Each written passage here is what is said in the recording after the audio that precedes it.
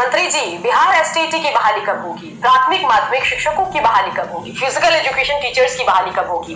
तो अच्छा है कि आप कमेंट करके हमें याद दिलाते रहते हैं। ये हमारे दर्शक चाहे राहुल कुंवर सिंह हो या शौकत अली सैनी हो, ये बिहार एसटीईटी की बहाली को लेकर अपनी बात रख रहे हैं। तो इनको एक बार फिर से मैं बता दूं कि बिहार एसटीईटी को लेकर बिहार तक की टीम की कमिटमेंट है और लगातार चाहे बिहार एसटीईटी का मामला हो, 94,000 शिक्षकों की बहाली का मामला हो या फिर बिहार एसटीईटी के तहत 3,000 से ज्यादा फिजिकल एजुकेशन टीचर की बहाली का ही मामला क्यों ना हो, इस मामले को लेकर हम गंभीर हैं और गाहे बगाहे इस मुद्दे को हम उठाते रहते हैं। अभी क्योंकि बिहार बड़ी तेजी से कोरोना संक्रमण की रफ्तार से जूझ रहा है, जानलेवा कोरोना से लड़ रहा है, इसलिए अभी हम सरकार से इस मुद्दे पर सवाल जवाब नहीं करके ज्यादा बात कोरोना पर कर रहे हैं। लेकिन एक बार जैसे ही कोरोना कंट्रोल में होगा, हम लगातार अपने लाइव डिबेट और लाइव सेशन के जरिए हम सरकार से सवाल पूछेंगे कि मुख्यमंत्री जी, बिहार एसटीईटी की बहाली कब होगी? प्राथमिक माध्यमिक शिक्षकों की बहाली कब होगी? फिजिकल एजुकेशन टीचर्स की बहाली कब होगी? तो अच्छा है कि आप कमेंट करके हमें याद दिलाते रहते हैं, लेकिन हमें भी पता है कि इस मुद्दे पर हमें बात करना है।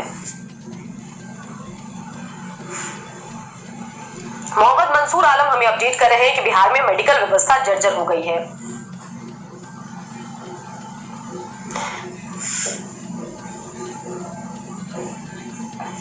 तो कई दर्शक हैं जो एसटीईटी की बहाली की मांग कर रहे हैं। इसके अलावा गुलशन राजपूताना जैसे हमारे दर्शक जो हैं वो लॉकडाउन की मांग कर रहे हैं, के तहत जो बहाली का इंतजार कर रहे हैं। वो कह रहे हैं कि हम कोरोना से पहले बिहार एसटीईटी के तहत बहाली नहीं होने से बेरोजगारी से मर जाएंगे। तो सरकार पर को लगातार वो ये बताने की कोशिश कर रहे हैं कि चलिए कोरोना त्रासदी तो है, लेकिन बहाली पर भी सरकार को विचार करना चाहिए। अमित सिंह कह रहे हैं कि कंप्लीट लॉकडाउन ही रास्ता है।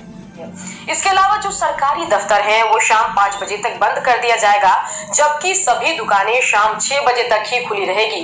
मतलब अगर आपको राशन पानी लाना है तो शाम 6 बजे तक सारा सामान लेकर घर आ जाइए, उसके बाद दुकानें बंद हो जाएगी। साथ ही जो रेस्टोरेंट वगैरह हैं वो रात में 9 बजे के बाद आप वहां पर बैठकर खाना नहीं खा सकते हैं, लेकिन होम डिलीवरी का ऑप्शन आपके पास होगा। जो धार्मिक स्थल हैं वो 15 मई तक बंद रहेंगे। पहले आदेश था कि 30 अप्रैल तक धार्मिक स्थल बंद रहेंगे, लेकिन अब इसको बढ़ाकर 15 मई तक कर दिया गया है। साथ ही दाह संस्कार में 25 लोग शामिल हो पाएंगे और शादी ब्याह में 100 लोगों को शामिल होने की अनुमति रहेगी। परिवहन, बैंक, स्वास्थ्य, निर्माण कार्य और औद्योगिक कार्यों पर फिलहाल प्रतिबंध नहीं है। जिला प्रशासन को भीड़ को नियंत्रित करने के लिए धारा 144 लगाने की अनुमति होगी। तो ये 9 गाइडलाइन है। आप कमेंट कर रहे हैं, अपनी राय दे रहे हैं और उनका कमेंट लेना बेहद जरूरी है। देखते हैं कि हमारे दर्शक जो हैं कोरोना की स्थिति में क्या कुछ कह रहे हैं, उनका क्या कहना है। तो उसके लिए सीधा अपने फेसबुक पेज का रुख करते हैं और देखते हैं कि हमारे दर्शक जो हैं कमेंट क्या कुछ कर रहे हैं। देखिए, अभी सबसे अहम हो जाता है कि कोरोना संक्रमण को लेकर हम अपना ध्यान रखें और ये कोशिश करें कि हम बेवजह बाहर ना निकले। आइए जानते हैं कि हमारे दर्शक जो हैं वो क्या कमेंट कर रहे हैं। केशव झा बिहार एसटीईटी में बहाली को लेकर अपनी चिंता व्यक्त कर रहे हैं और दीपक सिंह कह रहे हैं कि इस तरह की न्यूज देख रहे हैं वो और बहुत ज्यादा इस तरह की न्यूज दिखाए जा रहे हैं। और देखिए दीपक, हमारी कोशिश होती है कि हम अपने दर्शकों को अवेयर करें, उनको बताएं कि कोरोना को लेकर स्थिति क्या है, कोरोना की गंभीरता से उनको रूबरू कराएं। इसलिए इस तरह की खबरों को हमें बताना होगा। इसलिए अभी हमने सबसे ज्यादा हमारी कोशिश ये है कि प्रमुखता से हम कोरोना के आंकड़ों को बताएं, कोरोना से जुड़ी खबरों को बताएं, खस्ताहाल स्वास्थ्य व्यवस्था पर हम बात करें, ताकि हमारे दर्शक जो है अवेयर रहे, उनको जानकारी हो। मोहम्मद मंसूर आलम कह रहे हैं, नमस्ते मैम, रमजान मुबारक हो आपको और आप हैं कि आप सबसे पहले खुद मास्क लगाइए। तो सुने, तो लॉकडाउन लगाने पर सरकार विचार कर सकती है। देखिए, सुदेश कुमार यादव कह रहे हैं कि जब कोरोना इतनी तेजी से बढ़ रहा है तो नीतीश कुमार क्या कर रहे हैं? नीतीश कुमार सो रहे हैं क्या? तो देखिए सुदेश कुमार यादव जी, सबसे बड़ी बात है कि कोरोना एक त्रासदी है जिससे सिर्फ बिहार नहीं देश और दुनिया के लोग जूझ रहे हैं। नीतीश कुमार मुख्यमंत्री के तौर पर अपना काम कर रहे हैं, ये वो दावा करते हैं। कितने सही तरीके से अपना काम कर रहे हैं इस बारे में हम लोग कमेंट नहीं करेंगे, लेकिन इस त्रासदी में सिर्फ बिहार ही प्रभावित नहीं है, देश के साथ दुनिया के लोग प्रभावित हैं और ऐसे में पॉलिटिकल अटैक करना ठीक नहीं है।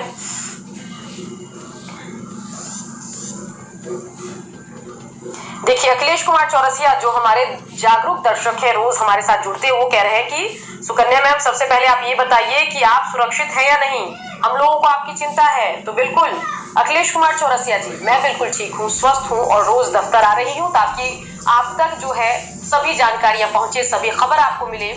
और इस दरमियान मैं कोरोना गाइडलाइन का ध्यान रख रही हूँ कि मैं मास्क पहनकर रहूं, मैं हाथों को सैनिटाइज करते रहूं, अपने दूसरे सहयोगियों के साथ 2 गज की दूरी बनाकर चलूं और साथ ही इस दरमियान मैं अपने डाइट का भी खास ध्यान रख रही हूँ कि मैं इम्यूनिटी बढ़ाने वाली चीजों का सेवन करूं जिससे मेरा स्वास्थ्य ठीक रहे। और जैसे ही मौका मिलेगा मैं वैक्सीन भी लगवाऊंगी। ये मेरी कोरोना से बचाव को लेकर कुछ चीजें हैं जिनका मैं ख्याल रख रही हूँ। आज शाम को 7 बजे खास अपने दर्शकों के लिए देखिए गुलशन राजपूताना अपनी बात रख रहे हैं। तो इनको एक बार फिर से मैं बता दूं कि बिहार एसटीईटी को लेकर बिहार तक की टीम की कमिटमेंट है और लगातार चाहे बिहार एसटीईटी का मामला हो, 94,000 शिक्षकों की बहाली का मामला हो या फिर बिहार एसटीईटी के तहत 3,000 से ज्यादा फिजिकल एजुकेशन टीचर की बहाली का ही मामला क्यों ना हो, इस मामले को लेकर हम गंभीर हैं और गाहे बगाहे इस मुद्दे को हम उठाते रहते हैं। अभी क्योंकि बिहार बड़ी तेजी से कोरोना संक्रमण की रफ्तार से जूझ रहा है, जानलेवा कोरोना से लड़ रहा है, इसलिए अभी हम सरकार से इस मुद्दे पर सवाल जवाब नहीं करके ज्यादा बात कोरोना पर कर रहे हैं। लेकिन एक बार जैसे ही कोरोना कंट्रोल में होगा, हम लगातार अपने लाइव डिबेट और लाइव सेशन के जरिए हम सरकार से सवाल पूछेंगे कि मुख्यमंत्री जी, बिहार एसटीईटी की बहाली कब होगी, प्राथमिक माध्यमिक शिक्षकों की बहाली कब होगी, फिजिकल एजुकेशन टीचर्स की बहाली कब होगी। तो अच्छा है कि आप कमेंट करके हमें याद दिलाते रहते हैं, लेकिन हमें भी पता है कि इस मुद्दे पर हमें बात करना है। मोहम्मद मंसूर आलम हमें अपडेट कर रहे हैं कि बिहार में मेडिकल व्यवस्था जर्जर हो गई है।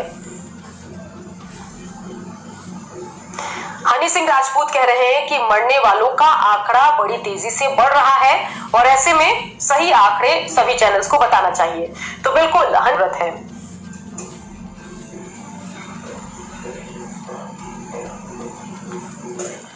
रुपेश सिंह अमेठिया कह रहे हैं कि संपूर्ण लॉकडाउन बिहार में लगा देना चाहिए क्योंकि बिहार का स्वास्थ्य महकमा ऐसी त्रासदी से जूझने के लिए तैयार नहीं है और ऐसे में लॉकडाउन ही एक चारा है, क्योंकि अगर मामले और बढ़े तो किसी को बेड नहीं मिलेगा, किसी को ऑक्सीजन सिलेंडर नहीं मिलेगा। तो बिल्कुल रुपेश, मैं आपकी बातों से सहमत हूं और लॉकडाउन पर फैसला तो सरकार को लेना है, लेकिन इन सब के बीच बिहार तक की टीम लगातार आप सभी से गुजारिश कर रही है कि सरकारी लॉकडाउन से पहले सेल्फ लॉकडाउन लगाइए, बेवजह घर से बाहर मत निकलिए और जब निकलिए तो मास्क पहनकर निकलिए, हाथों को सैनिटाइज करते रहिए और हर व्यक्ति से 2 गज की दूरी मेंटेन करके चलिए क्योंकि ये बेहद जरूरी है। तो कई दर्शक हैं जो एसटीईटी की बहाली की मांग कर रहे हैं। इसके अलावा गुलशन राजपूताना जैसे हमारे दर्शक जो है हम सरकार से इस मुद्दे पर सवाल जवाब नहीं करके ज्यादा बात कोरोना पर कर रहे हैं, लेकिन एक बार जैसे ही कोरोना कंट्रोल में होगा, हम लगातार अपने लाइव डिबेट और लाइव सेशन के जरिए हम सरकार से सवाल पूछेंगे कि मुख्यमंत्री जी, बिहार एसटीईटी की बहाली कब होगी, प्राथमिक माध्यमिक शिक्षकों की बहाली कब होगी, फिजिकल एजुकेशन टीचर्स की बहाली कब होगी। तो अच्छा है कि आप कमेंट करके हमें याद दिलाते रहते हैं, लेकिन हमें भी पता है कि इस मुद्दे पर हमें बात करना है। मोहम्मद मंसूर आलम हमें अपडेट कर रहे हैं कि बिहार में मेडिकल व्यवस्था जर्जर हो गई है।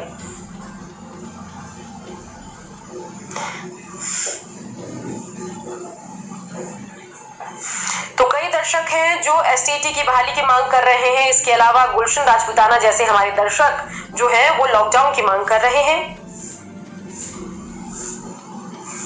देखिए शिवाजी कह रहे हैं कि कोरोना को लेकर बिहार में कोई भी ढंग से कदम नहीं लिए गए। वो कह रहे हैं कि कोरोना को हम नाइट कर्फ्यू के द्वारा कंट्रोल नहीं कर सकते हैं या नहीं।